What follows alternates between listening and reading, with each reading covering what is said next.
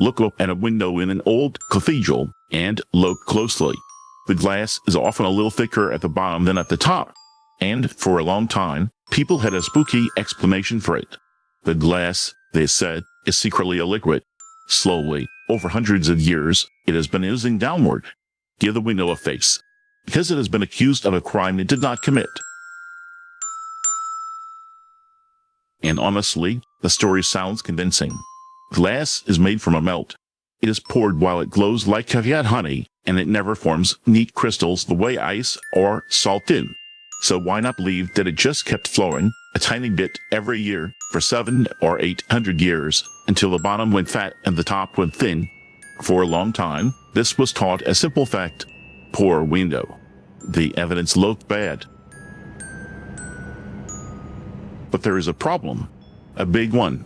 If glass really flows, then the oldest glass should sag the most. So look at Roman glass or Egyptian glass, thousands of years older than any cathedral. Yachts, battles, tiny beads. Not one of them shows the melted slump the story predicts. The oldest glass on Earth is still holding its shape, so the story cannot be true. So why is the bottom thicker? Because of how the glass was made. Back then, a glass maker would spin a blob of molten glass into a flat, whirling disc, thick near the middle and thin at the rim, cut that disc into panes, and no two came out the same. Every sheet was a little uneven, and when the workers set them into the window, they usually put the heavy edge at the bottom because it sits more steadily that way.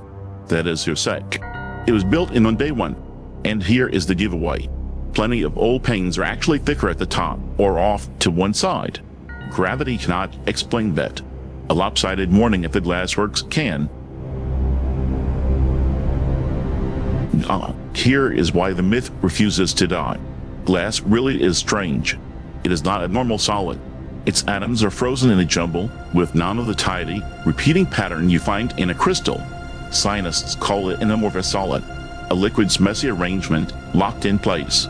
So asking whether glass is a liquid is actually a fair question, not a silly one. But frozen is frozen. At room temperature, it simply does not move. Alright, but could it flow eventually? Someone actually did the math. To make a medieval pane visibly droop at room temperature would take almost unimaginably long. Not centuries, not even millions of years. Longer than the entire universe has existed, and then some. No cathedral has stood for even the tiniest sliver of that. The window has not budged since the day it was hung. So here is the verdict. The window is innocent. It never dripped, never oozed, never flowed.